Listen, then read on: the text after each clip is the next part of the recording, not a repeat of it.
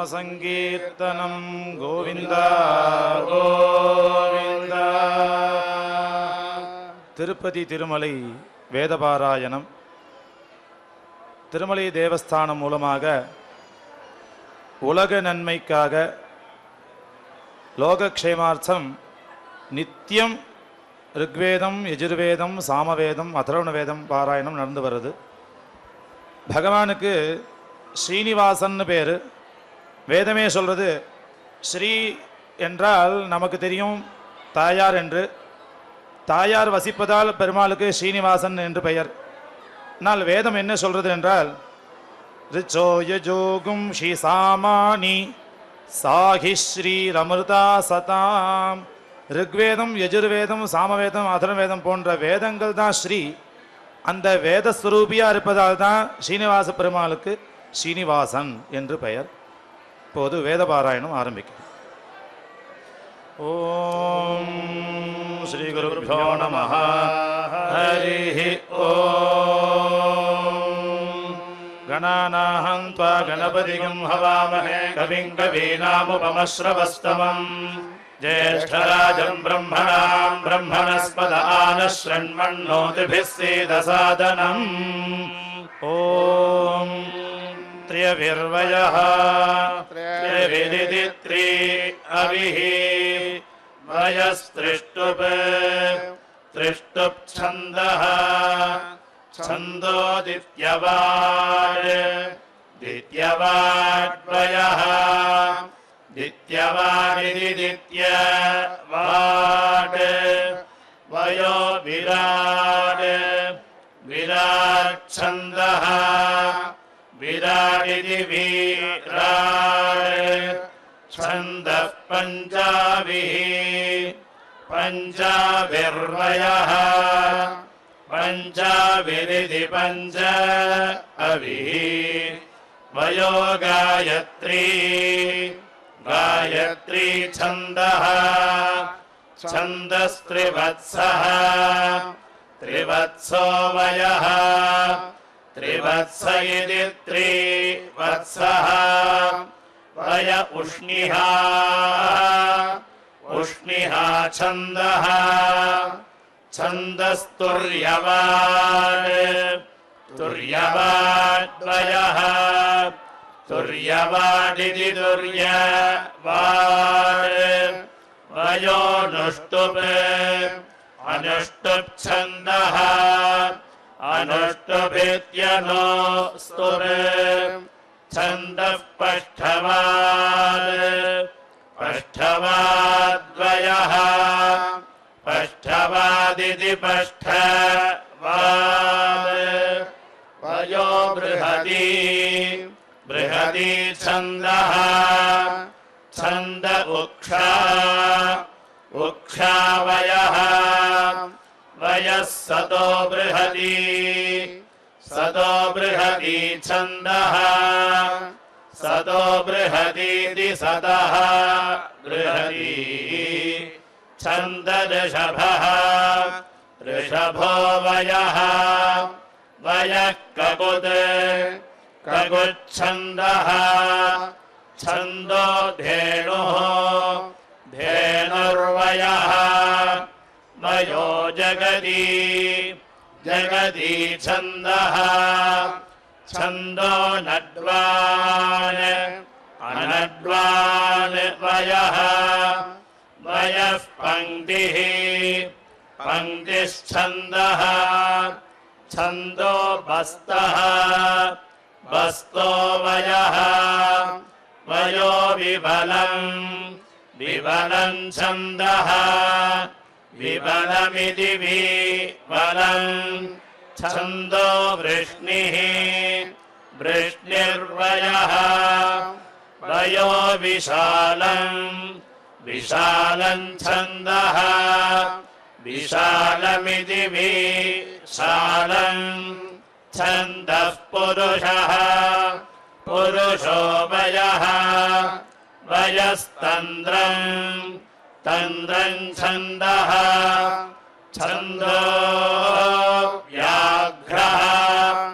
व्याघ्रो वयः वयो नाग छन्दः अनाधृष्टमित्यनाधृष्टम् छन्दः सिगुंहः सिगुंहो वयः वयश्छदिः छदिश्छन्दः छन्दो विष्टम्भः विष्टम्भो वयः विष्टम्भ इति विस्तम्भः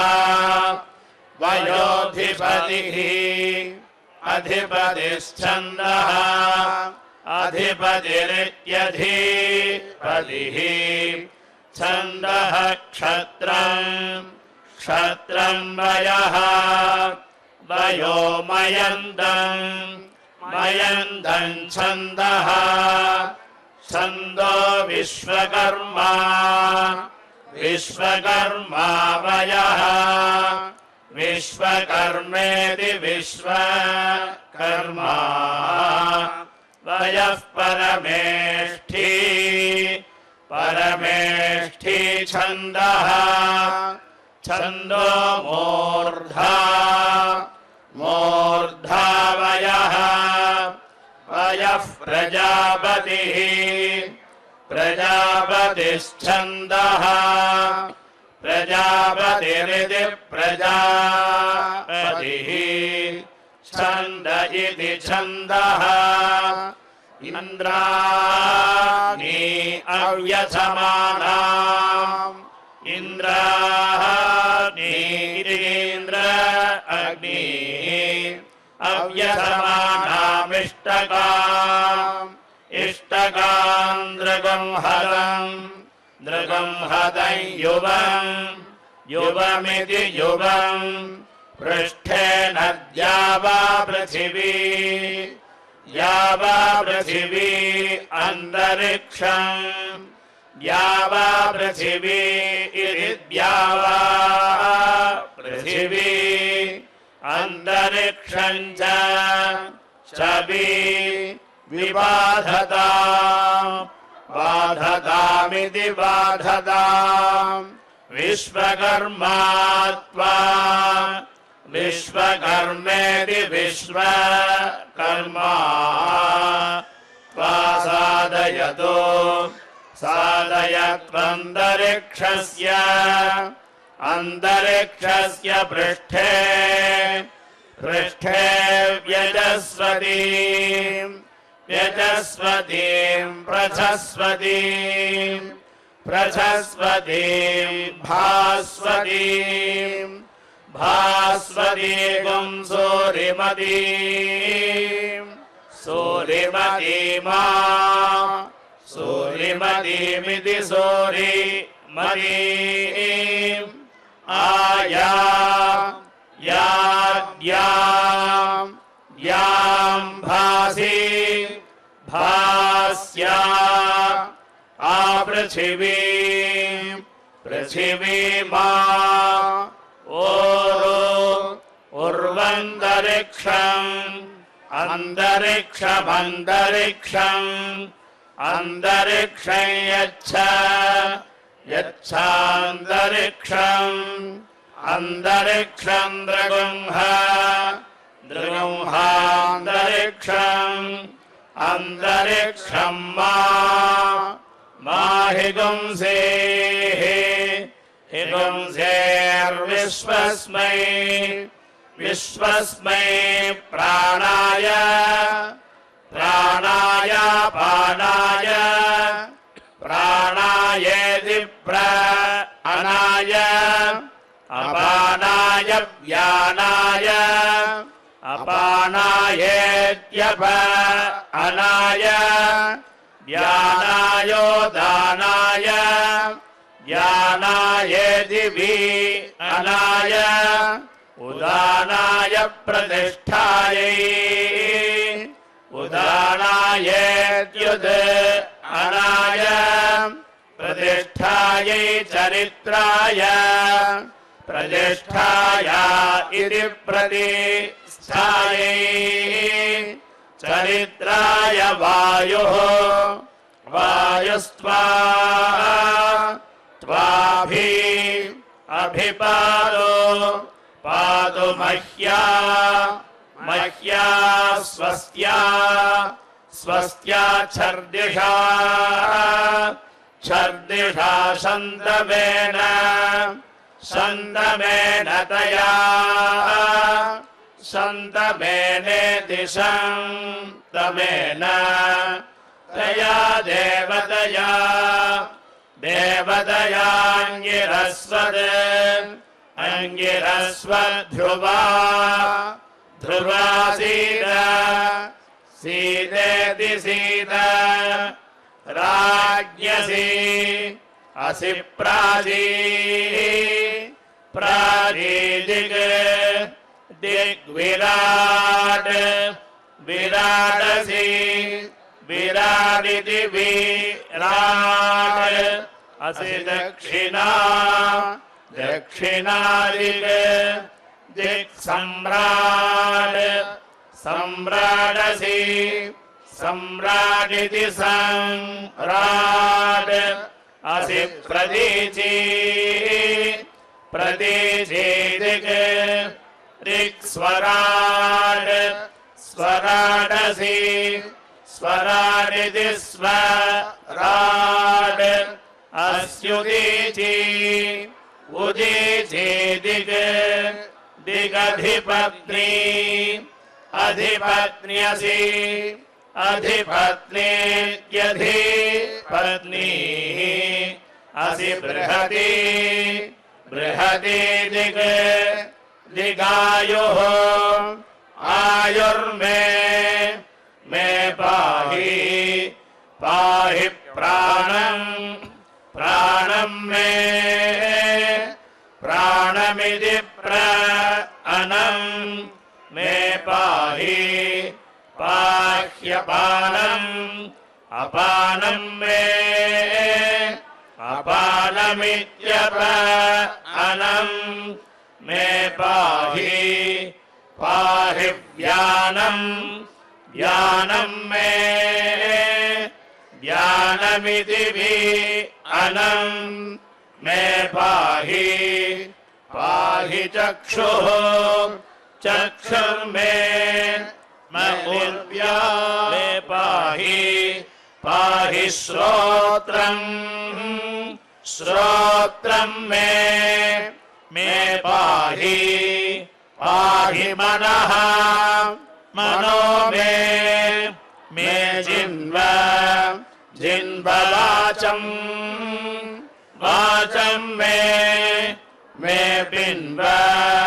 पिन्वात्मानं आत्मानं मे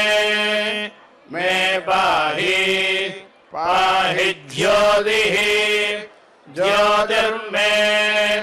मे यच्छ यच्छेति यच्छ मा छन्दः छन्दः प्रमा प्रमा छन्दः प्रमेदि प्रमा छन्दः प्रतिमा प्रतिमा छन्दः प्रतिमेदि प्रतिमा छन्दो श्रीविः अश्रीविश्छन्दः छन्दः पङ्क्तिः पङ्क्तिश्छन्दः छन्द उष्णिः उष्णिः छन्दः छन्दो बृहदी बृहदी छन्दः छन्दो अनुष्टुप् अनुष्टुप् छन्दः अनुष्टुप् छन्दो विराट् विराट् छन्दः विराडिति विराट् छन्दो गायत्री गायत्री छन्दः छन्दस्त्रिष्टुप् त्रिष्टुप् छन्दः छन्दो जगदी जगदी छन्दः छन्दः पृथिवी पृथिवी छन्दः छन्दोऽन्तरिक्षम् अन्तरिक्षं छन्दः छन्दोद्योः द्योश्छन्दः छन्दः समाः समाश्छन्दः छन्दो नक्षत्राणि नक्षत्राणि छन्दः छन्दो मनः मनश्छन्दः छन्दो वाक् वाक्छन्दः छन्दः कृषिः कृषिश्छन्दः छन्दो हिरण्यम् हिरण्यं छन्दः छन्दो गौः गौश्छन्दः छन्दो अजाछन्दः छन्दोऽश्वः अश्वश्छन्दः छन्द इति छन्दः अग्निर्देवता देवता वातः वातो देवता देवता सूर्यः सूर्यो देवता देवता चन्द्रमाः चन्द्रमा देवता देवता वसवः वसवो देवता देवता रुद्राः रुद्रा देवता देवतादित्याः आदित्या देवता देवता विश्वे विश्वे देवाः देवा देवता देवता मरुतः मरुतो देवता देवता बृहस्पतिः बृहस्पतिर्देवता देवतेन्द्रः इन्द्रो देवता देवता वरुणः वरुणो देवता देवता मूर्धा मूर्धासि असिराट् ध्रुवा ध्रुवासि असि धरुणा धरुणा यन्द्री यन्द्र्यसि असि यमित्री यमित्रीषे इषे त्वा त्वोर्जे ऊर्जे त्वा त्वा कृष्यै कृष्यै त्वा त्वा क्षेमाय क्षेमाय त्वा त्वा यन्द्री यन्द्रीराट् राट् ध्रुवा ध्रुवासि असि धरणी धरणी धर्त्री धर्त्र्यसि असि धरित्री धरित्र्यायुषे आयुषे त्वा त्वा वर्चसे वर्चसे त्वा ओजसे ओजसे त्वा त्वा बलाय बलाय त्वा त्वेदि त्वा आशस्त्रिवृत् त्रिवृद्भान्तः त्रिवृदिति त्रिवृत् भान्तः पञ्चदशः पञ्चदशो व्योम पञ्चदश इति पञ्चदशः व्योम सप्तदशः व्योमे दिवि ओम सप्तदशः प्रदोर्तिः सप्तदश इति सप्तदशः प्रदोर्तिरष्ट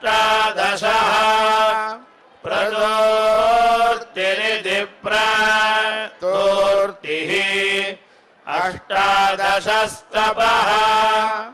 अष्टादश इत्यष्टादशः तपो नवदशः नवदशोऽभिवर्तः नवदश इति नवदशः अभिवर्तः स विगुंसः अभिवर्त इत्यभिवर्तः स विगुंसो धरुणः स विगुंस इति स विगुंसः धरुण एकविगुंसः एकविगुंसो वर्चः एकविगुंस इत्येकविगुंसः वर्चो द्वाविगुंसः द्वाविगुंसः संभरणः संभरणस्त्रयो विगुंसः संभरण इति संभरणः त्रयो विगुंसो योनिः त्रयो विगुंस इति त्रयः विगुंसः योनिश्चतुर्विगुंसः चतुर्विगुंसो गर्भाः चतुर्विगुंस इति चतुः विगुंसः गर्भाः पञ्चविगुंसः पञ्चविगुंस ओजः पञ्चविगुंस इति पञ्चविगुंसः ओजस्त्रिणवः त्रिणवः क्रतुः त्रिणव इति त्रिनवः क्रतुरेकत्रिगुंसः एकत्रिगुंसः प्रतिष्ठा एकत्रिगुंस इत्येकत्रिगुंसः प्रतिष्ठा त्रयस्त्रिगुंसः प्रतिष्ठेति प्रतिष्ठा त्रयस्त्रिगुंसो बृहद्रस्य त्रयस्त्रिगुंस इति त्रयः त्रिगुंसः बृहद्रस्य विष्टपम् विष्टपम् चतुस्त्रिगुंसः चतुस्त्रिगुंसो नागः चतुस्त्रिगुंस इति चतुः त्रिगुंसः नागः षट्त्रिगुंसः षट्त्रिगुंसो विवर्तः षट्त्रिगुंस इति षट् त्रिगुंसः विवर्तोऽष्टाचत्वारिगुंसः विवर्त इति विवर्तः अष्टाचत्वारिगुंसो धर्त्रः अष्टाचत्वारिगुंस इत्यष्टाचत्वारिगुंसः धर्त्रश्चतुष्टोमः चतुष्टोम इति चतुः स्तोमः अग्नेर्भागः भागोऽसि असि दीक्षायाः दीक्षाया आधिपत्यम् आधिपत्यम् ब्रह्म आधिपत्यमित्याधिपत्यम् ब्रह्म स्मृतम् स्मृतम् त्रिवृत् त्रिवृत् स्तोमः त्रिवृदिति त्रिवृत् स्तोम इन्द्रस्य इन्द्रस्य भागः भागोऽसि असि विष्णोः विष्णोराधिपत्यम् आधिपत्यम् क्षत्रम् आधिपत्यमित्याधिपत्यम् क्षत्रज्ञस्मृतम्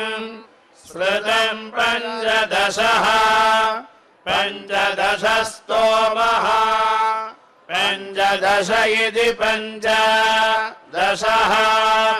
स्तोमो नृचक्षसाम् नृचक्षसाम् भागः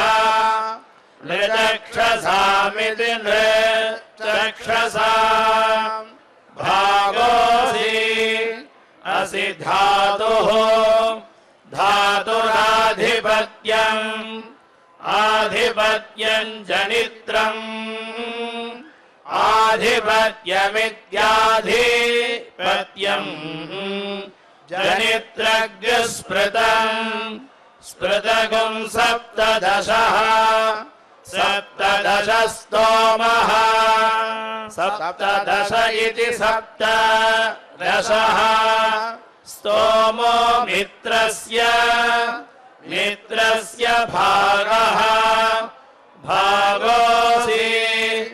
असि वरुणस्य वरुणस्याधिपत्यम् आधिपत्यम् दिवः आधिपत्यमित्याधिपत्यम् दिवो वृष्टिः वृष्टिर्वाताः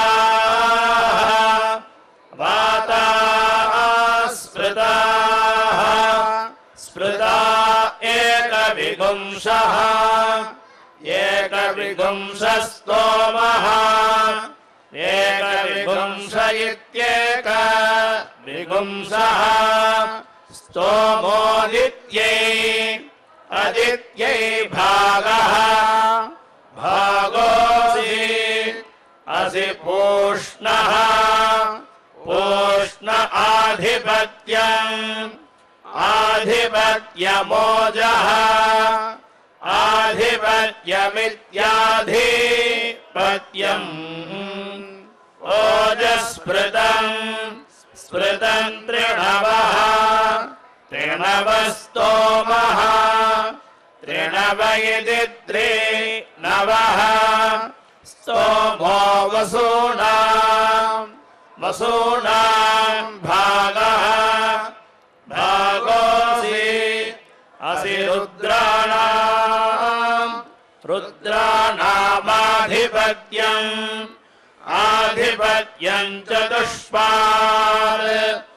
आधिपत्यमित्याधिपत्यम्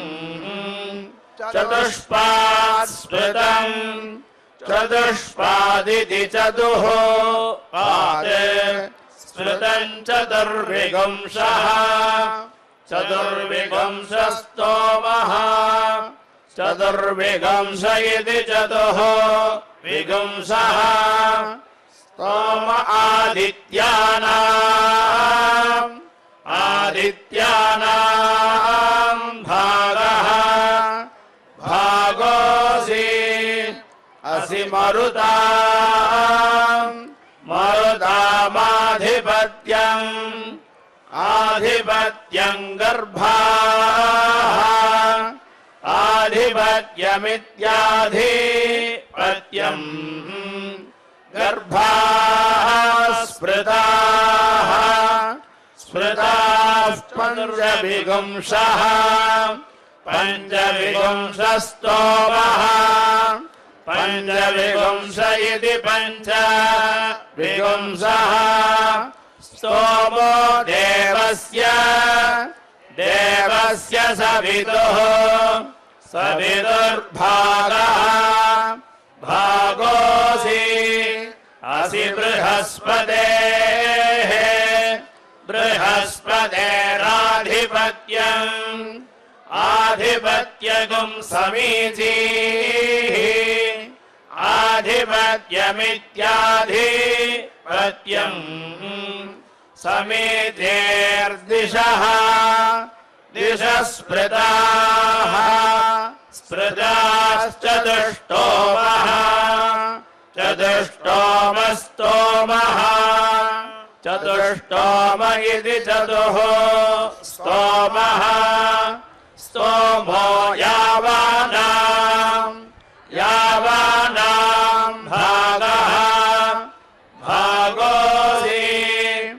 अस्य यावानाम् अयावानामाधिपत्यम् आधिपत्यम् प्रजाः आधिपत्यमित्याधिपत्यम् प्रजास्पृताः प्रजा इति प्रजाः स्पृताश्चतुश्चत्वारि गुंसः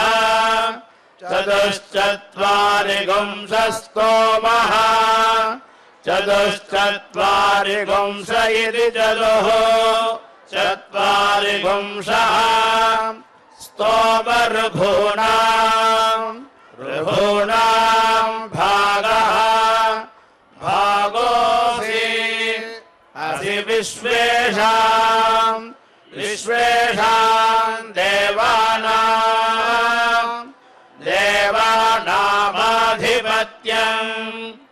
देवानामाधिपत्यं भूतम् आधिपत्यमित्याधिपत्यम् भूतं निशान्तस्मृतम्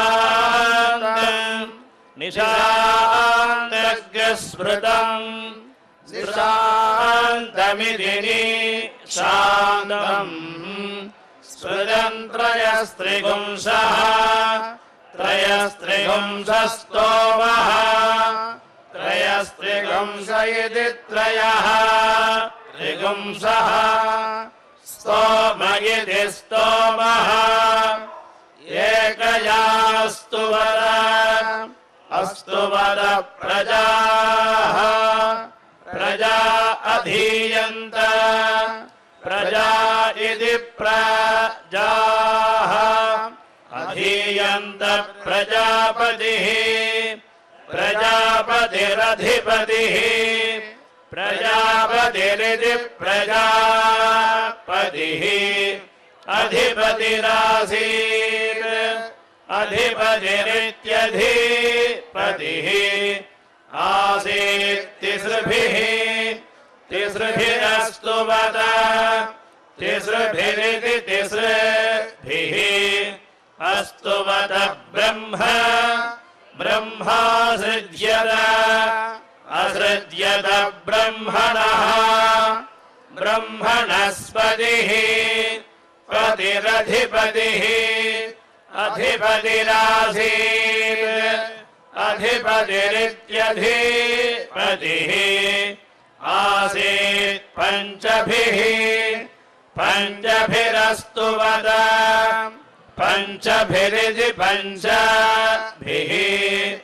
अस्तुवद भूतानि भूतान्यसृज्यन्त असृज्यन्त भूतानां पतिः पतिरधिपतिः अधिपतिरासीत् अधिपतिरित्यधिपतिः आसीत् सप्तभिः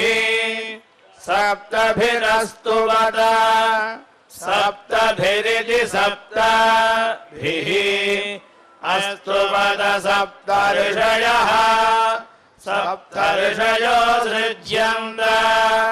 सप्तर्षय इति सप्तर्षयः असृज्यन्त धाता धाताधिपतिः अधिपतिरासीत् अधिपतिरित्यधिपतिः आसीन्नवभिः नवभिरस्तुवद नवभिरिति नवभिः अस्तुवद पितरः पितरो सृज्यन्त असृज्यन्तादितिः अदितिरधिपत्नी अधिपत्न्यासीत् अधिपत्नीत्यधिपत्नी आसीदेकादशभिः एकादशभिरस्तुवद एकादशभिरित्येकादशभिः अस्तुवदर्तवः ऋतवो सृज्यन्त असृज्यन्तार्तवः आर्तवोऽधिपतिः अधिपतिरासीत् अधिपतिरित्यधिपतिः आसीत् त्रयोदशभिः त्रयोदशभिरस्तु वद त्रयोदशभिरिति त्रयोदशभिः अस्तु वद मासाः मासा असृज्यन्त असृज्यन्त संवत्सरः संवत्सरोऽधिपतिः संवत्सर इति संवत्सरः अधिपतिरासीत् अधिपतिरित्यधिपतिः आसीत् पञ्चदशभिः पञ्चदशभिरस्तु वद पञ्चदशभिरिति पञ्चदशभिः अस्तु वद क्षत्रम् क्षत्रमसृज्यत असृज्यतेन्द्रः इन्द्रोऽधिपतिः अधिपतिरासीत् अधिपतिरित्यधिपतिः आसीत् सप्तदशभिः सप्तदशभिरस्तु वद सप्तदशभिरिति सप्तदशभिः अस्तु वद पशवः पशवो सृज्यन्त असृज्यन्त बृहस्पतिः बृहस्पतिरधिपतिः अधिपतिरासीत् अधिपतिरित्यधिपतिः आसीन्नवदशभिः नवदशभिरस्तु वद नवदशभिरिति नवदशभिः अस्तु वद शूद्रार्यौ शूद्रार्यावसृज्येताम् शूद्रार्याविति शूद्रार्यौ असृज्येतामहोरात्रे अहोरात्रे अधिपत्नी अहोरात्रे इत्यः रात्रे अधिपत्नी आस्ताम् अधिपत्नी इत्यधिपत्नी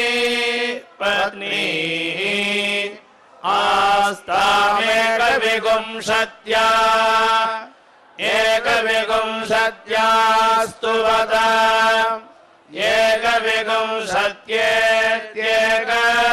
एकविंशत्येत्येकविंशत्या अस्तु वदैकशफाः एकशफाः पशवः एकशफा इत्येकशफाः असवो सृज्यन्त असृज्यन्त वरुणः वरुणोऽधिपतिः अधिपतिरासीत् अधिपतिरित्यधिपतिः आसीत् त्रयोविंशत्या त्रयोविंशत्यास्तु वद त्रयोविंशत्येति त्रयः विंशत्या अस्तु वद क्षुद्राः क्षुद्राः पशवः पशवो सृज्यन्त असृज्यन्त पूषा पूषाधिपतिः अधिपतिरासीत् अधिपतिरित्यधिपतिः आसीत् पञ्चविंशत्या पञ्चविंशत्यास्तु वद पञ्चविंशत्येति पञ्चविंशत्या अस्तु वदारण्याः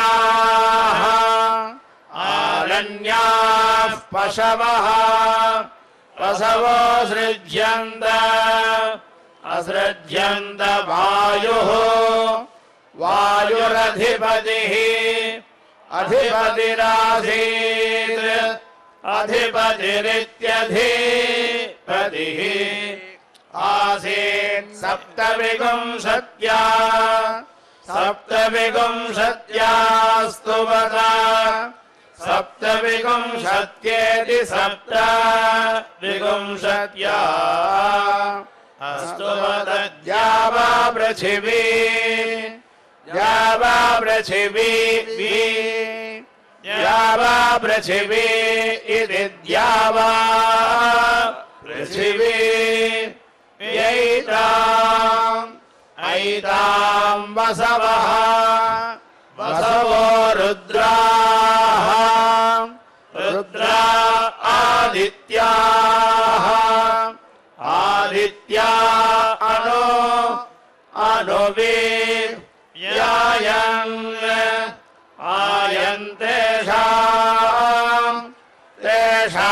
तेषामाधिपत्यम्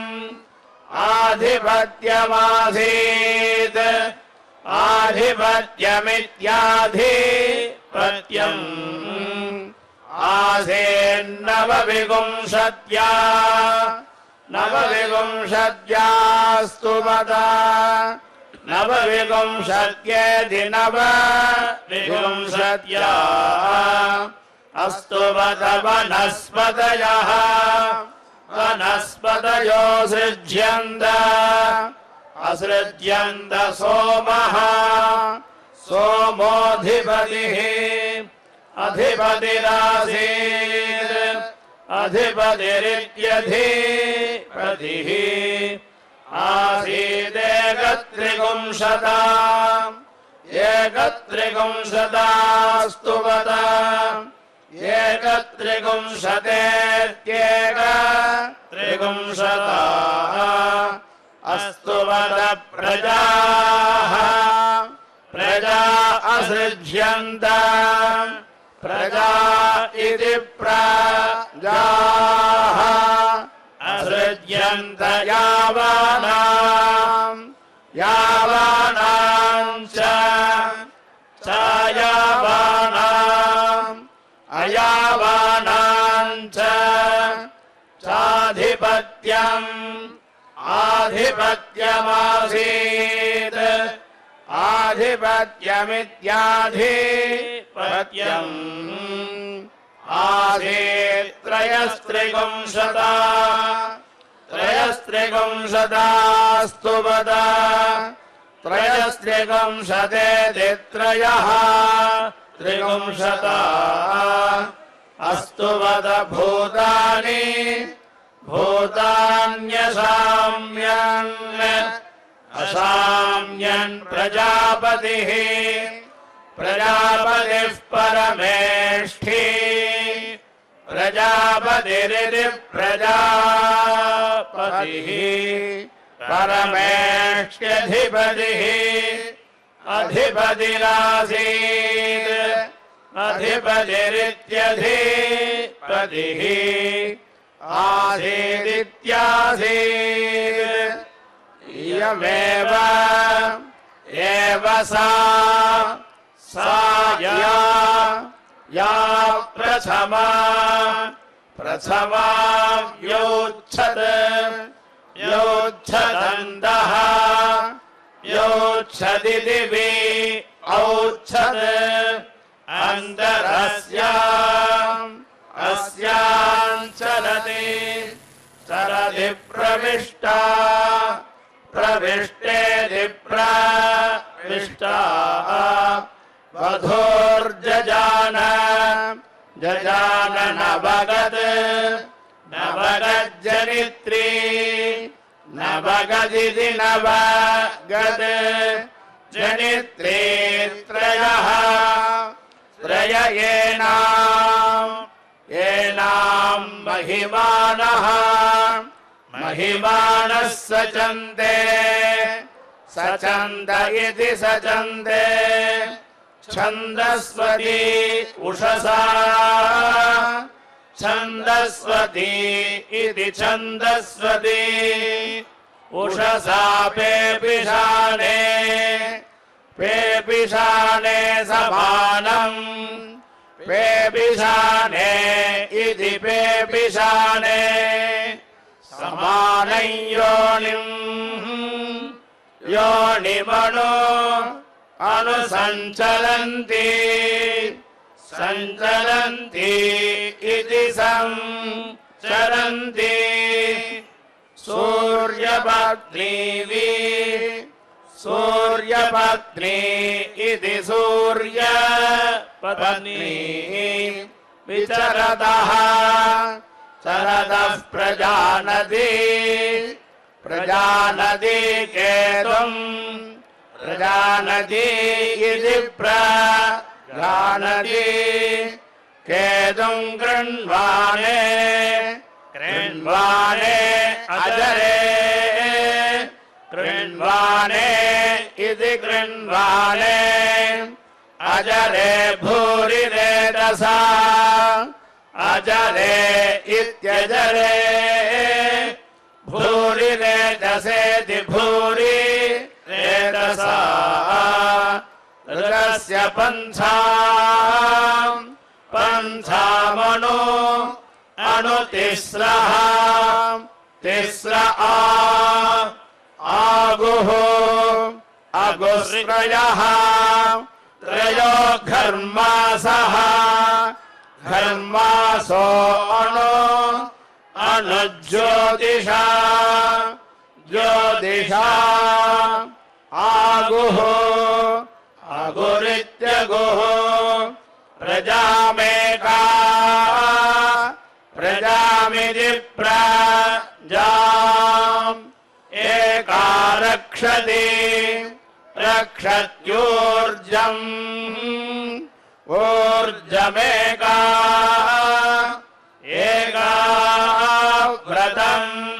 व्रतमेका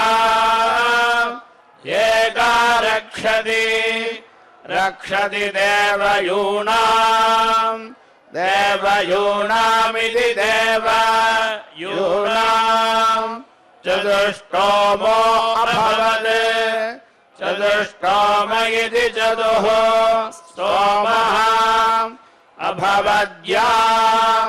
या तुरीया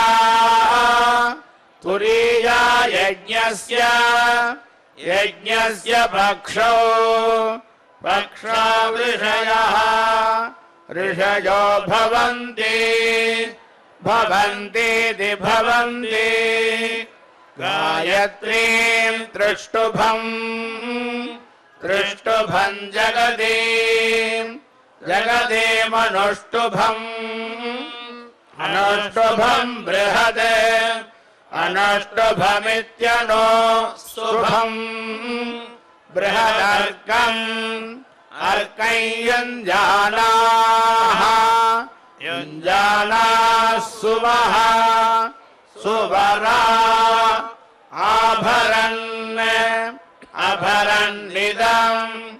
इदमिदीदम् पञ्चभिर्धाता पञ्चभिरिति पञ्चभिः धाता विदधौ दधाविदम् इदं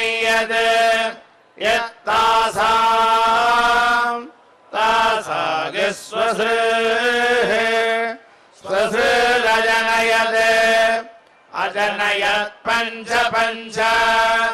पञ्चेदि पञ्च तासामो यन्ति प्रयवेण पञ्च प्रयवेणेति प्रयवेण पञ्च नानारूपाणि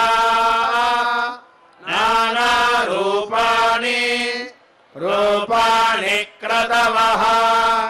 क्रतवो वसानाः वसाना इति वसानाः त्रिपुंशत्स्वसारः स्वसार उपयन्ति यन्ति निष्कृतम् समानम् निष्कृतमिति निःकृतम् समानम् केतुम् प्रतिमुञ्चमानाः प्रतिमुञ्चमाना इति प्रतिमुञ्चमानाः ऋतोगस्तन्वते कवयः कवयः प्रजानतेः प्रजानतेर्मध्ये छन्दसः प्रजानतेरिति प्रजानतेः मध्ये छन्दसः परि मध्ये छन्दस इति मध्ये छन्दसः परियन्ति यन्ति भास्वतीः भास्वतीरिति भास्वतीः ज्योतिष्मते प्रतिमुञ्चते मुञ्चते नभः नभो रात्रि रात्रि देवी देवी सूर्यस्य व्रतानि व्रतानि विपश्यन्ति पश्यन्ति पशवः पशवो जायमानाः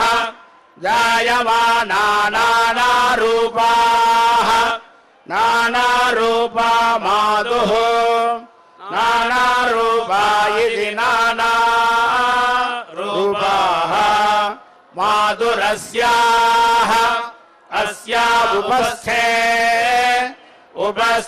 उपस्थयत्युपस्थे एकाष्टका तपसा एकाष्टकेत्येक अष्टका तपसा तप्यमाना जजान गर्भम् महिमानमिन्द्रम् इन्द्रमितीन्द्रम् तेन तस्योऽव्यसहन्त असहन्त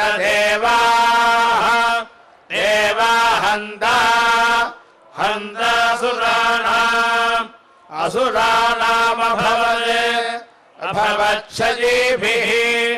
सजीभिः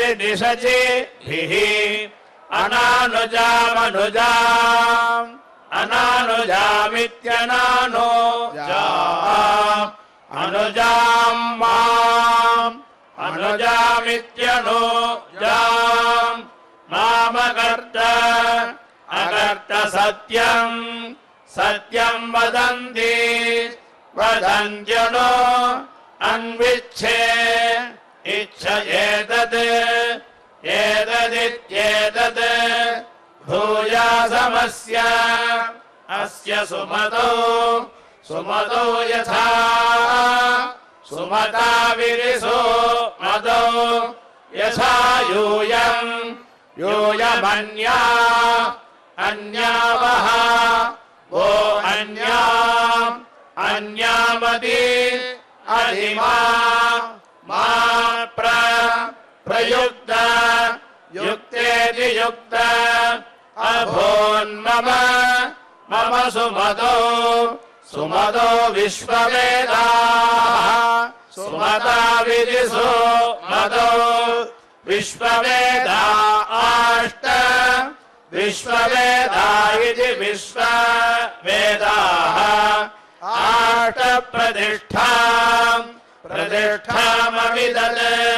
प्रतिष्ठामिति प्रतिष्ठाम् अविदद्धि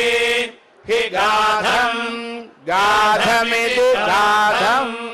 भूयासमस्य अस्य सुमतो यथा सुमता विदिशो मतो यथा यूयमन्यावः वो अन्यामति अधिमा मा प्रयुक्त युक्तेति युक्त पंचव्युष्टिः व्युष्टिरणो व्युष्टिरिदिवे उष्टिः अणुपंच पंचदोहाः गाम् पंचनाम्नी मृदवः पंचनाम्नी विधि पंचनाम्नी ऋतवो नो अनुपंच पंचेति पंचदिशः दिशः पञ्चदशेन पञ्चदशेन क्लुप्ताः पञ्चदशेनेति पञ्चदशेन क्लुप्ताः समानमूर्ध्निः समानमूर्ध्निरभि समानमूर्ध्निरिति समानमूर्ध्निः अभिलोकम् लोकमेकम् एकमित्येकम् श्रियकान्ताय कल्याणनिधये निधयेऽर्थिना श्रीवेङ्कटनिवासाय श्रीनिवासाय मङ्गलम् हरिः